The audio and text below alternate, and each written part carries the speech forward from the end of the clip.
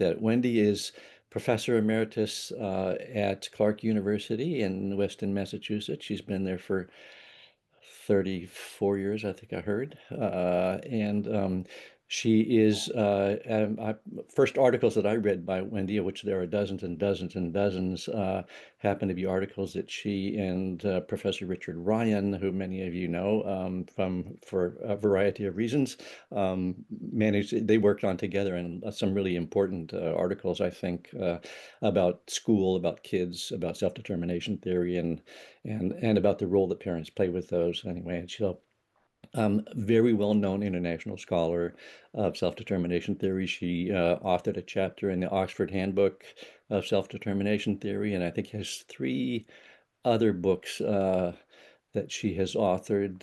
Motivation Busters, I think is the most recent one. Psychology of Parent Control, I think is a former one, and something called Pressured Parents, Stressed Children, if I remember correctly, also.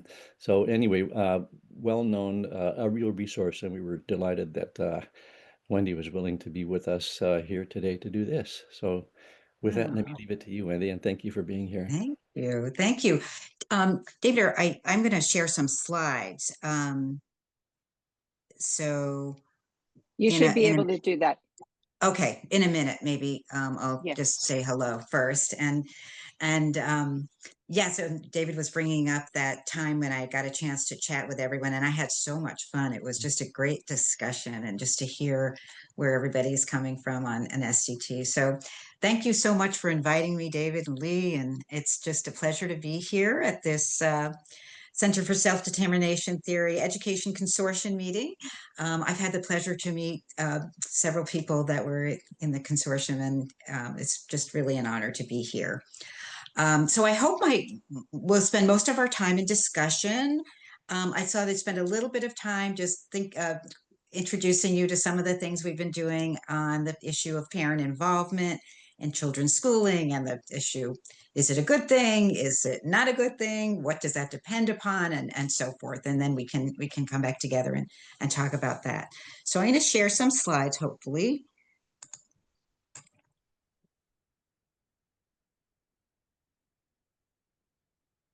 Oops.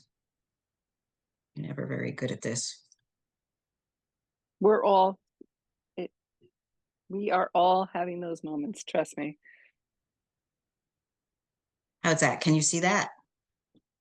Yes. But I'm can gonna you make it so, yeah. If you start yes, perfect. Good? Yep.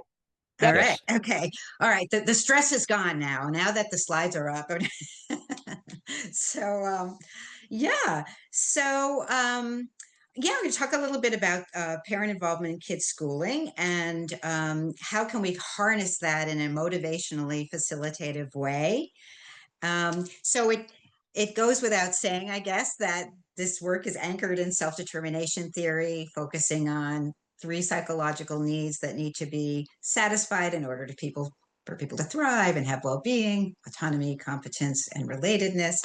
And then there are dimensions of the social context that help to satisfy those needs, whether the environment, whether it's the people around us or whatever, is autonomy supportive versus controlling, whether there's structure in that environment to facilitate competence, and whether there's involvement to facilitate a need for relatedness, involvement, tangible and intangible. And so it's all based in that, but I assume everyone's familiar. So yeah, but we're going to focus a little bit on involvement here. And in the work that we've done over the years, we've defined involvement as just the dedication of resources to the child in terms of parent-child relationship. Resources could be tangible, or they could be intangible, like warmth and respect and things like that. But if you think about it academically, and we're going to go academic today. Parent involvement has been studied in a lot of ways, but a lot of people have divided it into involvement at school, things like attending parent-teacher conferences, going to after-school activities and of the child, and things like that, meeting with the teacher. parent involvement at home, helping with homework, helping with studying, and things like that. And then parent involvement could also be more just generally conveying interest, giving the idea that school is important, asking about what's going on in the school day. All of those sorts of things could be the more personal aspect of involvement. And so the question we're asking today is, should parents be involved in their children's schooling? If you happen to read that little article that David posted, it was part of a controversies in education issue of theory into practice, and it seems like a no-brainer. Like, of course, parents should be involved in their children's schooling, but it's a little more complicated than that. And I mentioned in that article there was a book called The Broken Compass, so it was absolutely arguing, no, if you look at the literature, parents should not be involved. We should just like keep them away. And I of course wrote back to that in a number of different ways, as I do sometimes. But yeah, it was out there for a while and a little scary. So what does the research look like? Well, if you look, it depends what kind of involvement you look at. If you look at like parents discussing school with their kids and interacting with their kids around, discussing their work and what they're doing in school, having high expectations, if you include that as parent involvement, if you include interaction at the school and going to the school and attending events, all of those seem to have positive effects. And yeah. But if you look at the effects of things like helping with homework and helping with studying, it's a little bit more mixed. There are actually some studies that show that it's negative, that the more involvement the parents, the lower the kids are motivation, the lower the kids' achievement in school. And that could be for a couple of reasons. One possibility is that when parents are involved, they undermine kids' achievement. The other possibility is that it's a sort of reverse direction effect, that when kids are having trouble or when they're unmotivated, parents get more involved. And in these correlational studies, you can't tell the direction of effects. So it could be that parents are responding to low achievement in their kids by getting more involved. And the kids that are doing fine, the parents are less involved. But even if you take that into account, and you do these longitudinal studies where you control for this and that, there are some negative effects of parents helping with homework. The more they help with homework, the more problematic it is. So there is something to think about there.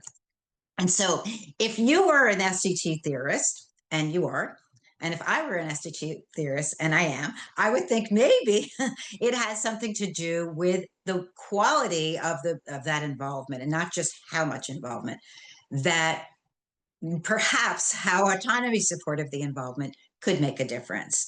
So when we're talking about parents' autonomy support in the homework process, it might be things like taking children's perspectives. How are you feeling about homework? What's going on? What do you think? Allowing them some choice in how they do their homework. And, maybe they can't choose whether to do their homework, but how, some things about how they do it. Problem solving together. When there's an issue, asking them there to sort of, well, how can we fix this and make it more enjoyable or make it more doable or whatever. And then allowing for input and dissension, if they don't like doing the homework or they don't like the way the parent's doing it, asking for their opinion and things like that. So that could make a difference. So we did some work, and some of this is work with Rachel Lerner that she headed up this part, measuring whether that's the case. So most of the time when we do research and we are looking at multiple dimensions like involvement, autonomy, support, structure, we look at them separately. So we say, how much does involvement make a difference? How much does parents being autonomy supportive make a difference? How much does parents providing structure? And they're more like general. But in this one, we were asking the question, how much does it make a difference how autonomy supportive parents are in these parent involvement behaviors themselves? So really looking, like honing in on that. And so we measured things like in home involvement, we asked kids, when my parent helps me with homework, they A, give me a choice on how to do it, or B, they make me do it their own way. When they are involved in when asking about the day, do they A, push me to talk, or B, are they interested in my opinions? And with cognitive involvement, when my parent buys me books, do they A, ask me what books I want, or B, force me to read the books that they want me to read? So we're asking, honing in on that to see whether it makes a difference in terms of kids' motivation. And not surprisingly to this group, perhaps, it does make a difference. What we found was the more autonomy supportive the involvement was, the less kids were worried about school, the higher their grades, the more competent they felt, the more autonomous motivation. And actually, I'll bring in what, before we started, Lee brought up this issue of when parents are more controlling, might give kids the message that they're not very competent to do this on their own, rather than giving them this space to be an active participant. And it gives that message, so that could be the perceived competence. So it really does make a difference, and it is quite possible that that it's the quality of the involvement as well as the amount of involvement that makes a difference. So another thing that could make a difference is why parents are getting involved. So parents can get involved in their kids' schooling for very different reasons. Some of them get involved because they have to. I mean, there are definitely school districts that make you sign a contract to say, I will do this or that, or it comes home and it says parents have to do this, and that's the reason that they're doing it, and they don't want to have the feedback, the consequences of not doing that. Some parents get involved because they feel like they should or they have to. They would feel guilty if they didn't. And some parents get involved because they really think that it's going to be valuable. They see when they work with their child, they understand more about what the child needs and where they are, or they can see that it's really helping their child learn some things. So identified motivation. And then some parents get involved because it's fun. Maybe, I don't know. Homework is a lot of times is not. There's research showing that the number of kids who cry during homework is a lot. It's an emotional time for kids, particularly kids who are struggling, but for any kids, it can be quite emotional. And so anyway, so we've done a couple of studies now, and Edith Katz also has done studies on this as well, showing that why parents get involved makes a difference. So when parents are getting involved for these controlled reasons, because they feel like they have to, because they feel like they should, they become less autonomy supportive in the way they interact with kids on in their involvement. And so what's basically happening is when the parents feel pressured, that pressure like goes downstream and is part of their interaction with their child. We didn't actually find that if parents had autonomous reasons or not, it didn't make as much of a difference. But when they felt controlled about being in that space, they were definitely more controlling with the kids, and that made a difference for kids, again, for kids' motivation.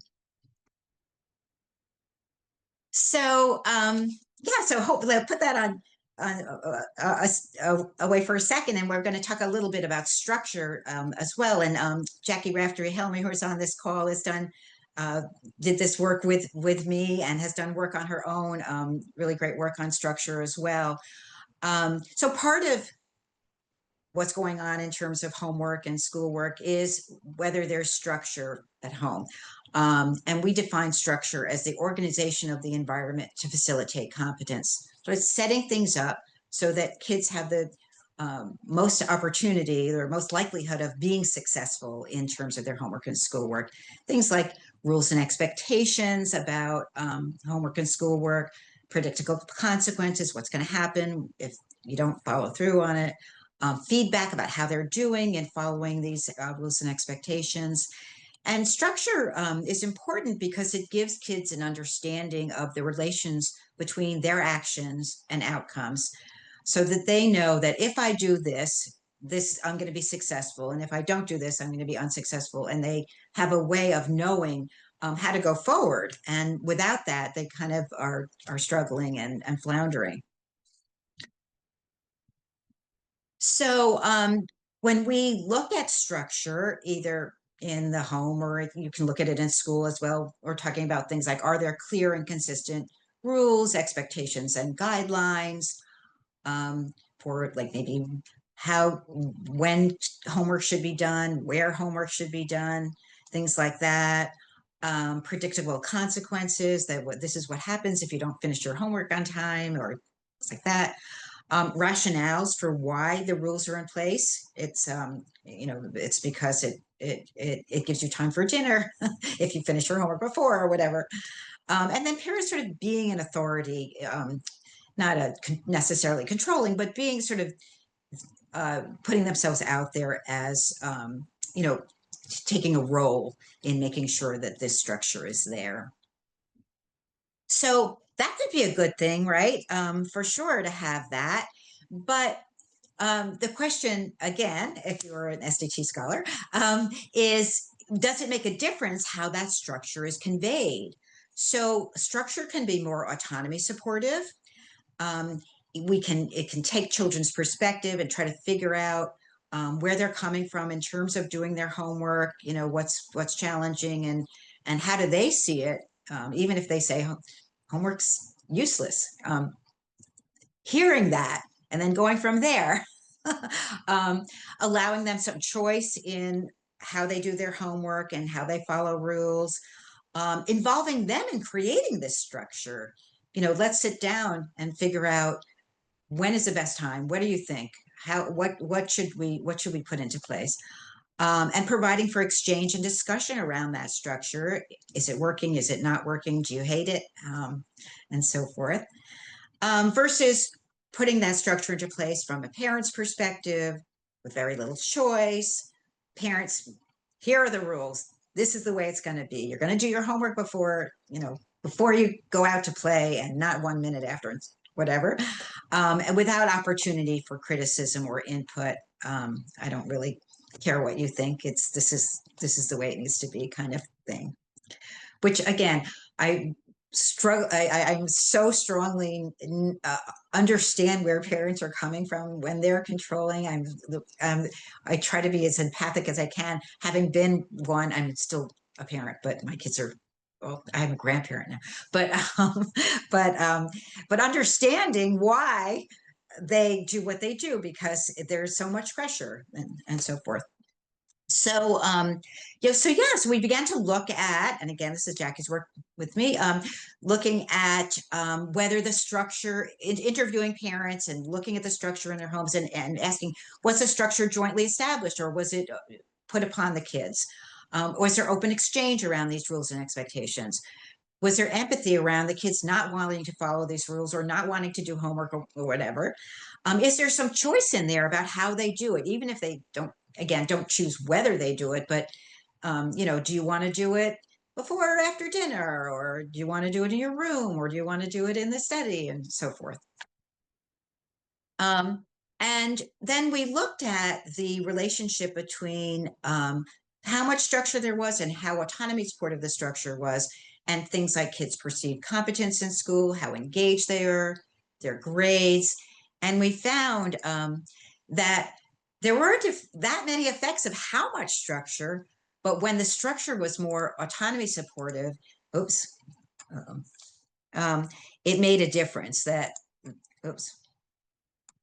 sure how to make that happen without it changing. Anyway, that's okay.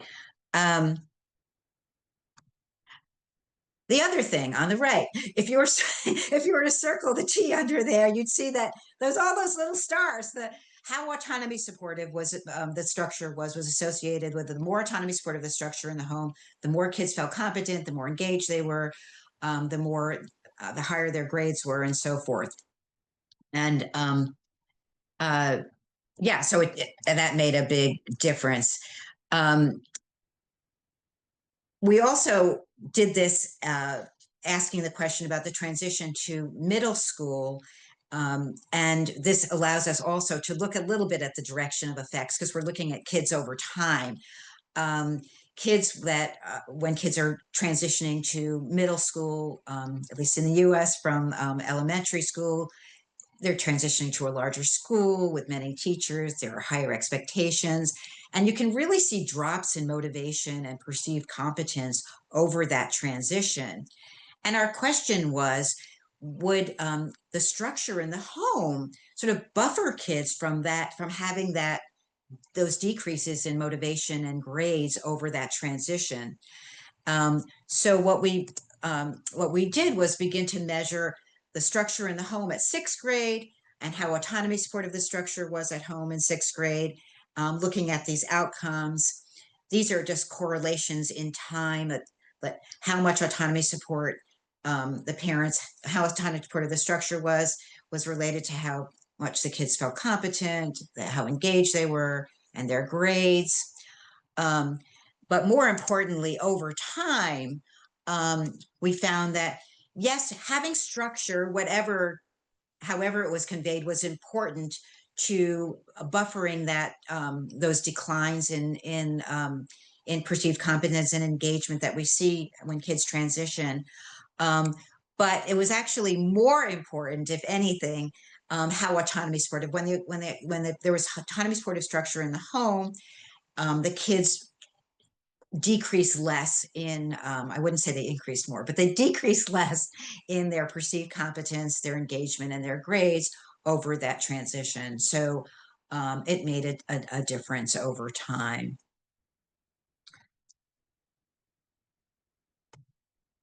So this is my last slide, and I'm actually really interested in whether this is people's experience of, in their classrooms, what they've done to bring parents in a way that's motivationally facilitated, or whether this is true to your experience. This makes sense in terms of what your experience is. But here's just a few things that we suggested in that article, sort of conceptualizing family and school as partners from the very beginning, and sort of like making it, we're in this together, and feeling in this really non-evaluative kind of relationship as much as possible. Sort of actively providing strategies that parents can use at home. I think during COVID, a lot of parents really recognized when they were at home with their kids, recognized that this is really hard. It is really hard to navigate homework and studying at home with your child, because homework is fraught with a lot of emotion. So parents need some strategies going to help them to feel more competent. When they feel more competent, they may be less controlling with the kids at home. Maybe communicating that the role of homework is not to get it all right, and to decrease that pressure on parents. But what teachers really want to know is whether kids understand the material. If they come in and it's all done perfectly by the parents, it doesn't communicate that material to the teachers, and is less useful. And parents may really not know that. We've done some work on how parents might get a little ego involved in their kids' performance, and feel like it reflects upon them if their child comes in and it's not perfect. So they don't know that, and it's understandable that they want their kid to look good. Of course, we all do. Maybe brainstorm some parent-child exercises, maybe at the beginning of the year, that center around exploration rather than right answers, to get everybody comfortable working together. And then really requesting feedback from parents on homework. How's it going? Checking in with them, and was it fraught with emotion? Was it a positive experience? What do they what do they feel that they need in order to make it easier for them? So yeah, that's really all. So I will stop sharing and yeah. Uh, there's so much to talk about, Wendy. If you have questions, you can either raise your hand or put a question in the chat, and I'll keep an eye on that. Before others start, I would just say that I love the intrinsic motivation spectrum applied to how parents view their role at a school, and how it impacts the way in which they work with their kids. So that was certainly one of the many highlights for me. Who has questions or thoughts or feedback or go ahead, Dan. Okay, I think I'm there now.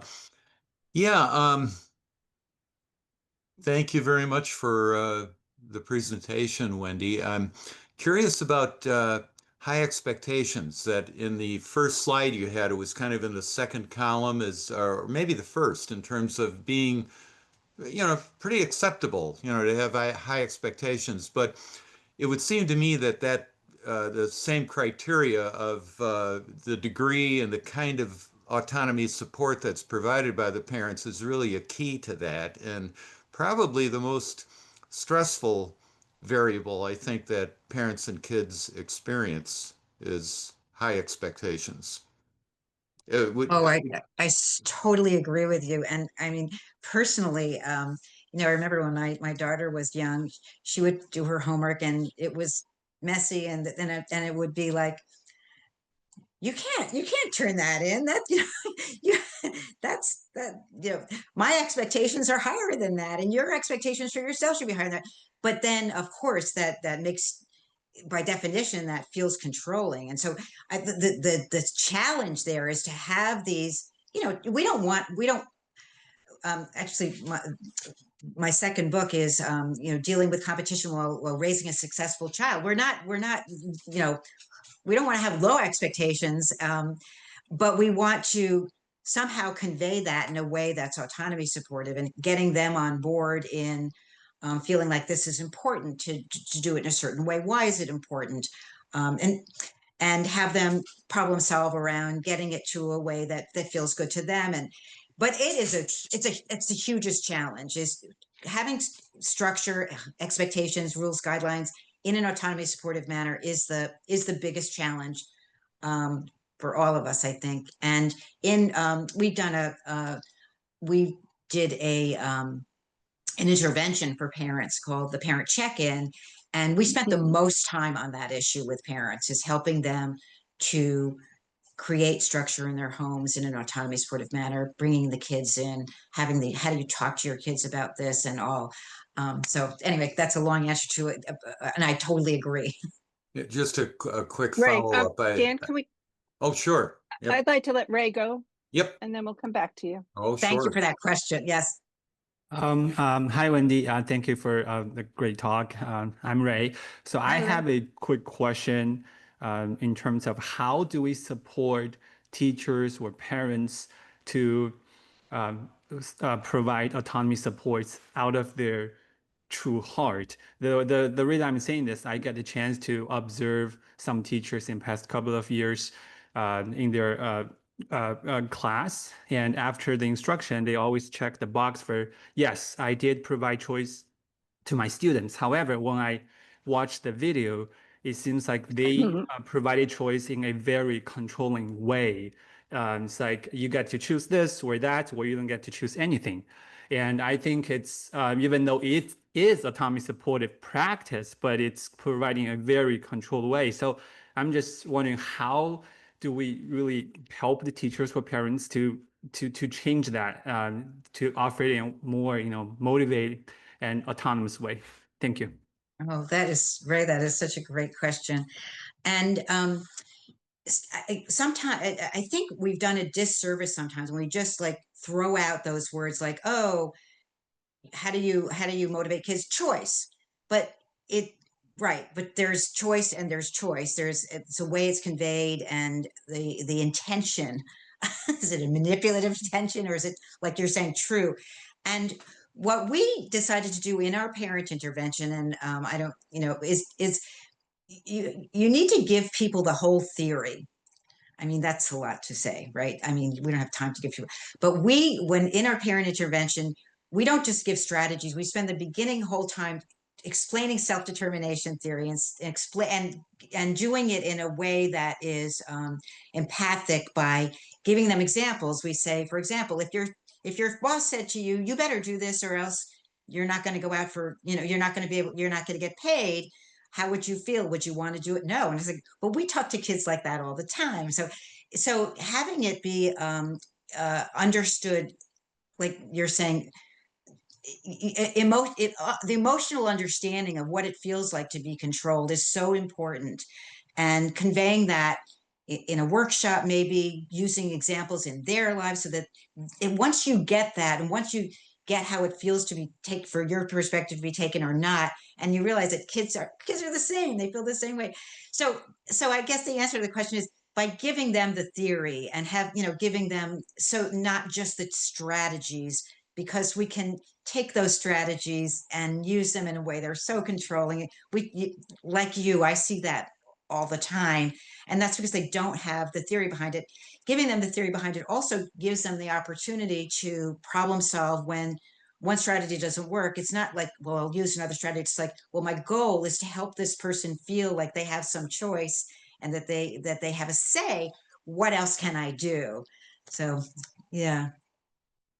Thank you very Great much. question. Of course. So I Don, presume I'm next. sorry, Don, go ahead. Thanks.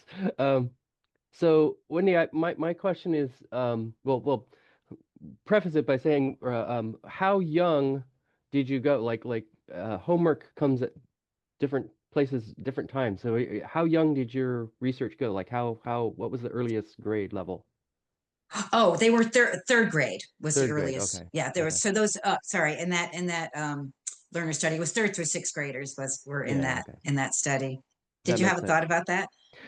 So well, part of it is I also wanted to find out if I can assume that these were public schools of Yes. yeah. So I'm wondering if there's might be a difference in the sort of public-private sphere, or if there are other kinds of alternatives, things like a Montessori or other kinds of alternatives that might show up really differently for these kinds of experiences. Yeah, I bet you're right. And I bet even within public schools, there's going to be a very different culture that creates a sense of pressure or not. And yeah. Bill put a question in the chat, so I'm going to do that, and then Levita, you'll be next, and then Ryan. Do the results and suggestions you are sharing vary in families with different social emotional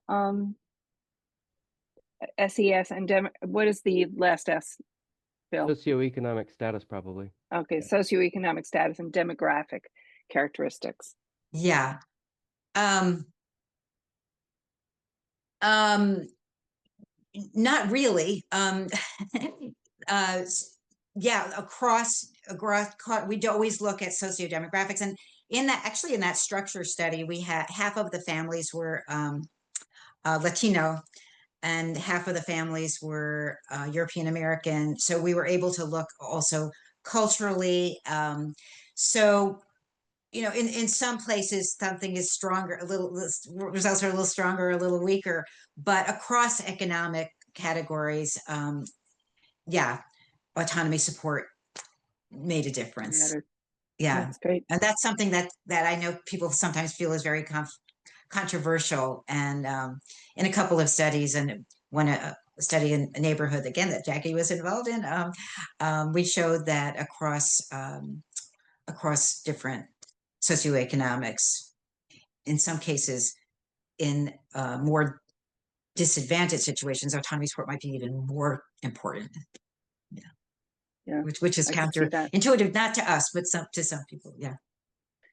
Levita, you're up next, and then Alexandra. Hi, my name is Levita. I actually work with infants and toddlers and up through preschoolers in Montessori situations, and Oh, I teach adults who want to work with children that young. And everything you're saying about parenting, I also apply those ideas to caregivers because they become de facto parents for 10 hours or more a day in these, early care environments. But when you were talking about expectations, the thing that I teach and that I've done in my own 30 years of practice is the expectation isn't to get it right, but it's to explore and learn. So if you come in with the idea is that you're going to learn this and it's going to get messy and you're going to make mistakes and you're going to fail, but as long as the expectation is that we get to a place that you understand at least one thing new that you didn't know before, that the expectation shouldn't be it's done or that it's perfect or that it has or is messy. It's that you put your effort in and that effort is valued. And I mean, with little children, you absolutely have to be so careful if they're concentrating and it's so delicate. If you think, oh, they're pouring water, they might like this little funnel and practice with that, you can put that down and completely wreck what's going on with their concentration. And I think it can be the same with homework. Like if your expectation is I'm right here, I can help with these things, I help you talk it through. But to be honest, like I say all the time to a child, I don't know, let's figure it out. Um, I think the expectation can be you don't know it yet, but we will by the time we finish this process. We'll know something. If nothing else, we'll know the questions to ask the person who might know. I just thought I that was love that. That sounds wonderful. And uh, it takes the stress off also the caregiver, that they aren't responsible to make sure that this child gets this whole thing as right. well.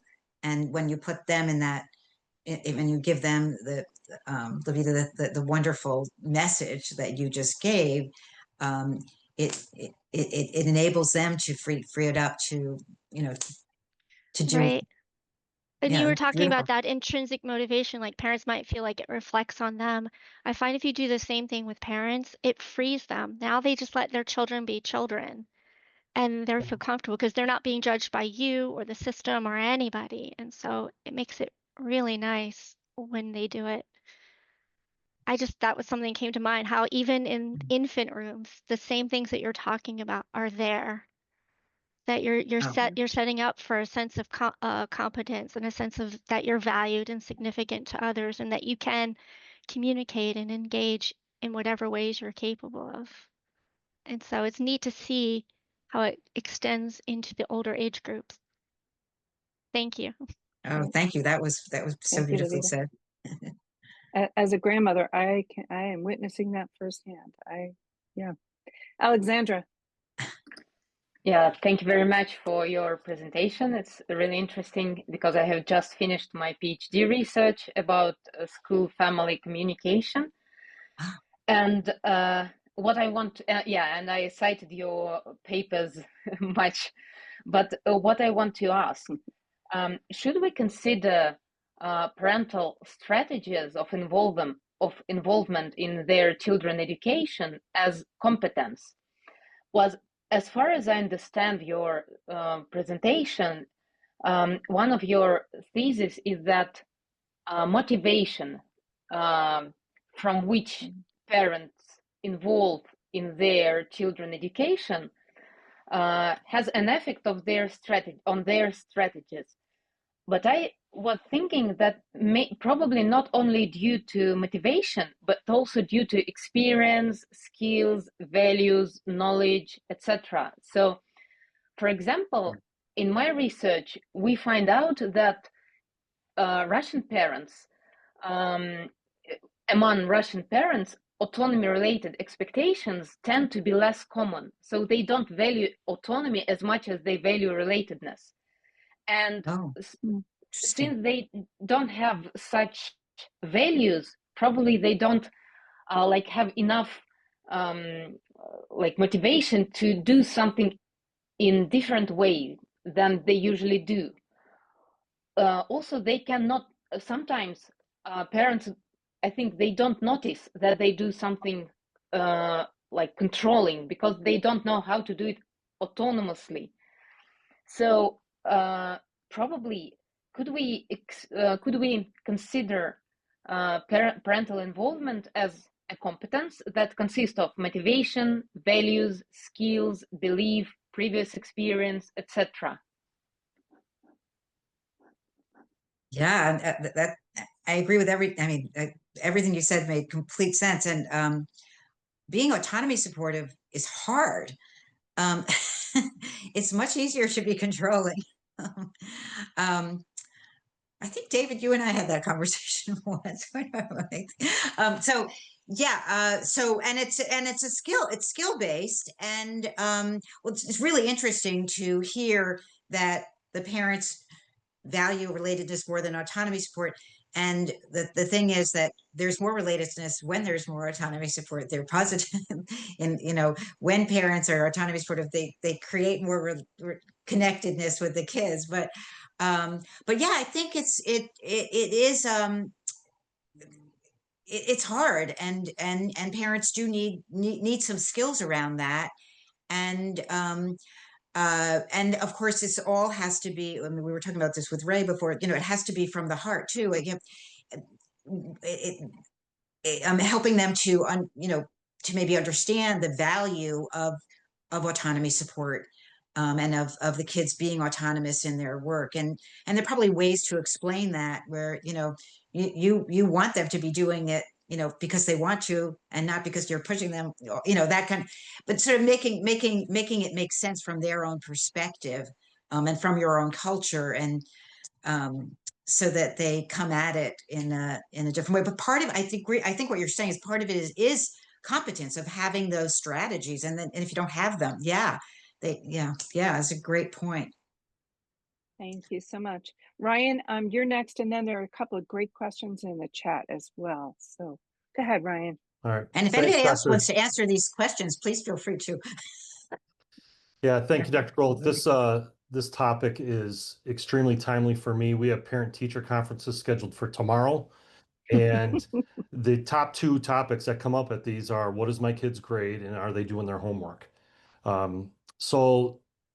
And I don't have research, I just got the experience part of me here asking these questions. So what I've seen is that when homework is used not in a formative way, and the grades are put in the grade book, that's when the parents really get controlling, because they want their kid's grade to not stink.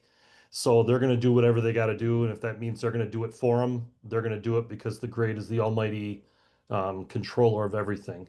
So when you were doing your research on this, did you see that the grades were being used or the homework was being used in a formative way, or were things getting put in the grade book and used more summatively?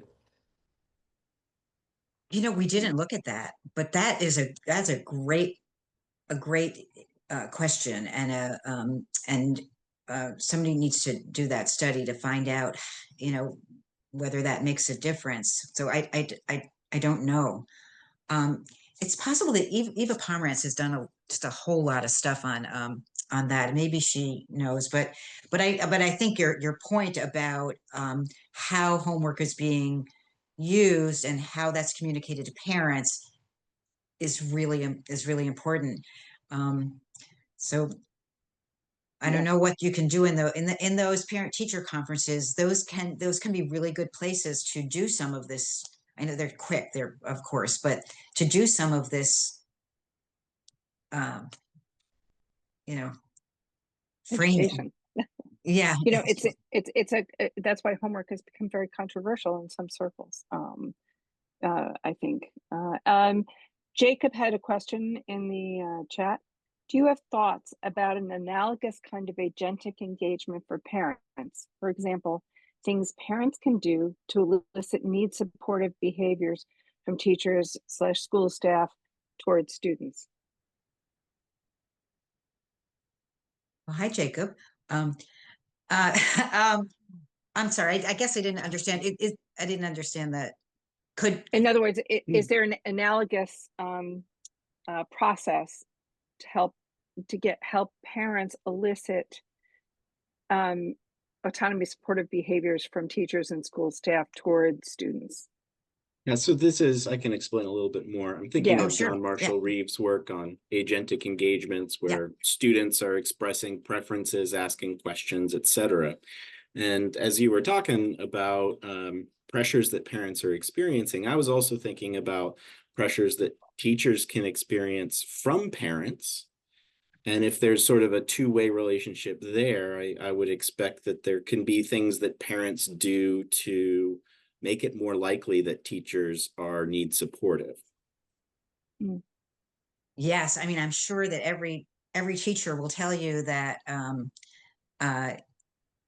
there are some parents that make it difficult for them to be autonomy supportive, because they are pressuring them, and Ryan, at those parent teacher conferences, they're saying, well, to teachers, well, what are you doing to make sure my child, blah, blah, blah, whatever, not all. I mean, mostly, I'm sure they're in a good relation, but not always. And it's kind of interesting. I think, Jackie might remember this years ago.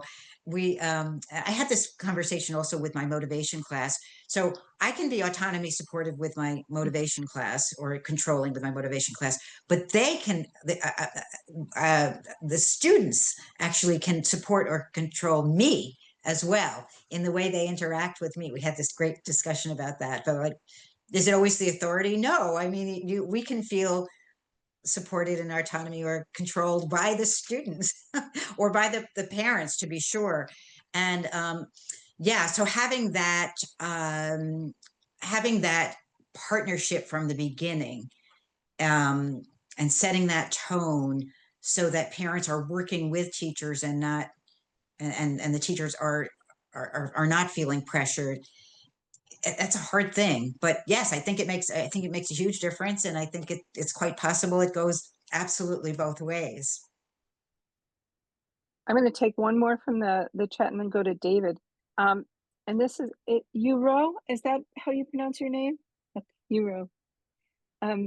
Would these strategies work as effectively for children without secure parental attachment? Or does their success depend on an emotional bond between the parent and the child? That's a good question.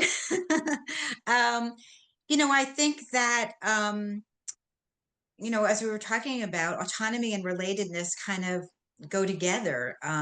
When parents are, when kids feel very controlled, that might interfere with their secure relationship.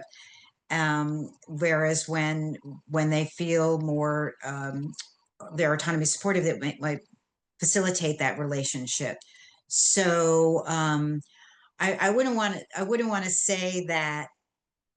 I think it always makes a difference. I mean, it would be better, and it would facilitate that relationship, if if there's more autonomy support within that. Can I chime in just a little second? Yes, on please. This? It's like these things are clearly not orthogonal, but it's like it's an interaction. So you won't necessarily cure anything with what Wendy presented if the child has like a very difficult attachment style, but it's just one less trigger for like difficult reactions from their part. Yeah, so that's how I would that's how I have experienced it. Yeah. Yeah, thank you Thank you so much, Julia. Thank you. Yeah, so David. I asked this question because I work with children, like I worked with juvenile, I work with children experience, physical punishment or trauma. So I just don't know how does this play into part of it, because it's hard to educate the parent in those cases, especially in rural area around us. So, I'm just thinking about, are there a better way that we can, support these children on top of their parents' involvement, or, it's just like a key part that you cannot remove. So that's why I'm having this question. Thank you. We've had this conversation over the years about, like, it's like one of these more foundational is involvement, autonomy, towards or structure, more foundational in a sense. And I guess if I were to vote, if you made me vote, the involvement, the just attuning to emotional needs, being there, I would work on that one. we're going to have one first, like, and as Julianne, I hope I'm saying that right, said, then, you know, the autonomy support is also going to be, you know, an additional factor, but yeah. I think there are also, in some circumstances, parental substitutes, if you will. Right. You know, organizations that support kids that might not have a healthy home environment. But I want to get to David here, my friend and mentor. Speculate. Yeah, Wendy, you started your comments with that comment about the broken compass and the author's conclusion that for parents, stay out of kids' homework was the answer to be given to the world. And yet you disagree with it, and I think probably everybody who's here with us today disagrees with it also. But I'm wondering if you have. I mean, I haven't read the book, but when I read about that in the article, I obviously have theories about how he got it wrong. I assume the author was a he. I think you mentioned his name, but anyway, how it came out wrong there. And but I'm wondering if you had what's your sense about why the answer was stay away from homework that the author came up with, or obviously you just have a guess, but probably educated guess. Yeah, no, I mean, it's a book filled with statistics, Mm-hmm. you know, taking all of the studies that have been done and looking at them, and they if it's all just numbers. It's like 30, you know, there's been 200 studies and 34 of them find positive effects and X number find neutral and X number find negative effects. And but then they make these very big sweeping comments about that. They didn't take into account the direction of effects issue at all, which was really problematic. And they mushed a lot of things together that should have been separated out. And I think it was for me. It's like one of those, like, you get a lot of attention when you say something that's so outrageous. You know, that's how you sell a book. So, but no, but there, I mean, some of that they did acknowledge that the discussion, the problem solving together, that kind of involvement is positive. So so it's a massaging of the statistics in the way that you want. You get to say what you want to say, in my opinion, and they just missed the boat on the nuance. Thank you. Dan. Dan. Yes. Am I off now? Am I good? You're good. Okay. Yeah, I wanted to follow up on Ryan's comment in terms of the power of parents' influence on kids in terms of how they perceive their learning and what they're doing also in terms of whether or not what they're actually doing is a powerful, autonomous, meaningful experience in which teachers give to kids to do for homework.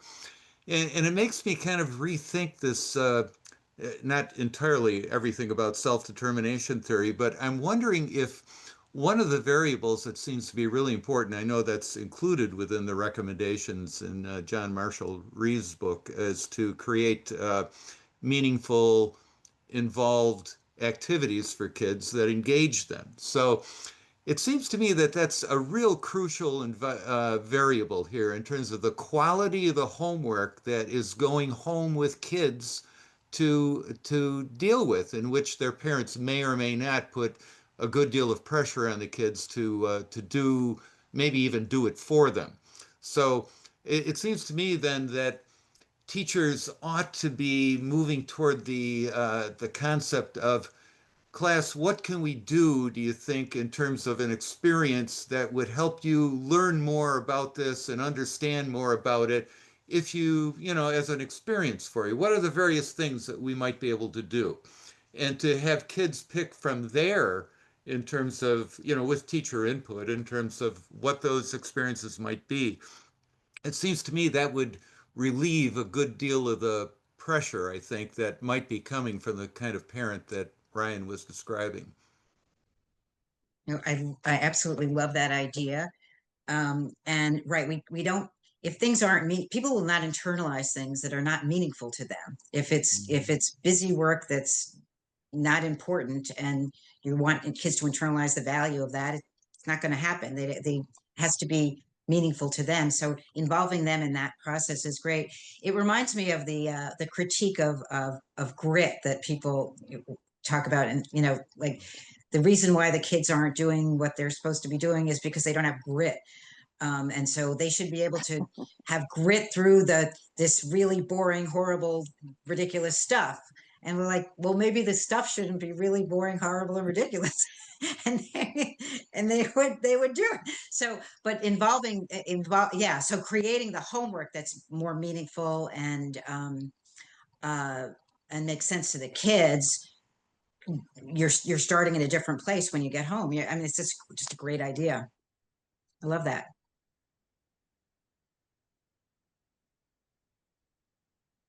I mean, sometimes I think we don't ask the question. We're scared to, like, well, then the kids are going to pick their homework. Well, you can still say, well, within these parameters, we have to have homework, and because it helps you to reinforce the material, but the homework could be this or that. Yeah. So starting with some material that doesn't feel like it's, has to be pushed on you is a great start. And having the rationales for everything is really important. So I love your idea. Natalia has a thought in the chat here. Don't you think that parents get involved with children's learning when they see the weaknesses of the teacher? In other words, a lack of trust of the teacher. What other people think about that? I guess sometimes, I mean, they get involved for all different kinds of reasons. I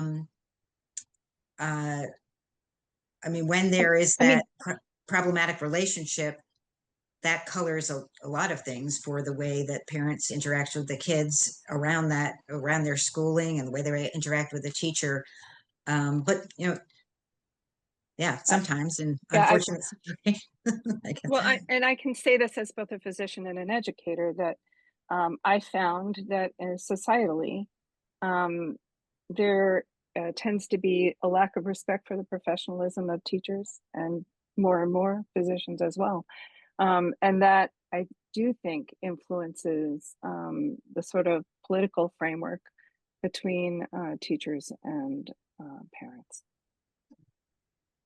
Great point, Lee. Yeah. Go ahead, Bill. Well, I certainly agree that parents sometimes get into the game maybe at the wrong time to be as effective as possible. And in some cases, that goes back to people who were in roles like I retired from as a school administrator. If school administrators, if the school district in general, don't provide adequate and early opportunities for teachers to have interaction with parents, to set the stage for how they're going to approach things and start the dialogue, then instead of being a proactive, preventative sort of scenario of here's what we're going to do and here's why we're going to do it and here's how it'll benefit little Billy, it becomes a reactive response that then you're trying to undo what hasn't been, or redo what hasn't been done, or fix things, and it's really hard to fix a plane while it's flying. Yeah. And there's a lot of other analogies there. So as a school administrator, I will take the blame for some of that. But the fact of the matter is that not just the classroom climate, but the school climate and the district climate make a big difference about how effectively teachers are involved with parents. Although clearly there's some teachers that are more prone to do that and are better connectors. And I know of at least a few teacher prep universities that are working on that dispositional aspect with teacher candidates that they're moving through, so that there's a better chance that they will make that connection and set up a climate that's exactly as has been described by everyone, starting with Wendy and a lot of the other comments. I'll shut up. I'm sorry. No, that I had two thoughts, Bill, on that. One is, and I was on the Massachusetts Commission for Education, one of the advisory committees at one time, and talking about parent involvement. And teachers don't get a lot of education about how to involve parents. I mean, it's in the guidelines. I know Massachusetts is in the guidelines that it's a skill you're supposed to have, but there's no course necessarily. So they don't have a lot of training in dealing with parents, and that's really unfortunate because it's hard. And how do you do a parent teacher conference? I mean, how do you do a parent teacher conference that's facilitative of parent child relationships and kids motivation? That part isn't. How to do it is maybe taught, but not how to do it in that way. So that's one thought. The second thought is I'm thinking of is it Ellen? I don't know if anybody knows Ellen Goldring. I want to say at Vanderbilt. I don't know, anybody know that name? She I think that's her name, but she's done this great work on at the level of administration, at the level of the principal, at the level of the superintendent, even what's the sort of framework for dealing with parents. And she divided them into things like collaborative, buffering, like you try to keep the parents as far as possible from the door, or like I think another one of them was like you sort of like tolerating them and making them feel as if they you care about their opinions, but you really don't. so so she measured those higher level somebody's looking up that name. I don't measuring those higher level kinds of stance at I think it was at both the principal and the superintendent, and makes a really big difference because it trickles down, as you're saying, Bill, into the way that teachers interact with parents, and ultimately the way the parents interact with their kids. So yeah.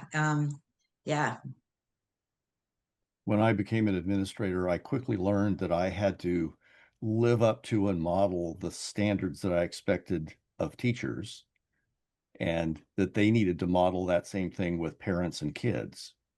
And so Nice. I think it does start at the top in some respects, although bastions of civility and caring and compassion at the classroom level are always welcome. Wouldn't it be nice if everybody were that way, and that we engendered that in everything we did along the way to build teachers, to support teachers, and to honor teachers?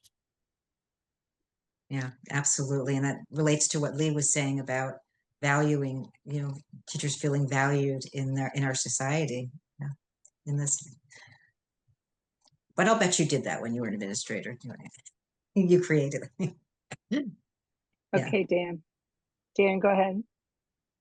Very quickly, it seems to me that we need a new requirement, either within districts or teacher preparation, for teacher as change agent. Because that's what we're trying to do. I mean, we're trying to change kids, we're trying to change parents, we're trying to even change administrators. So maybe administrators ought to have that course as well. But how do we move people to a new mindset becomes the question, I think.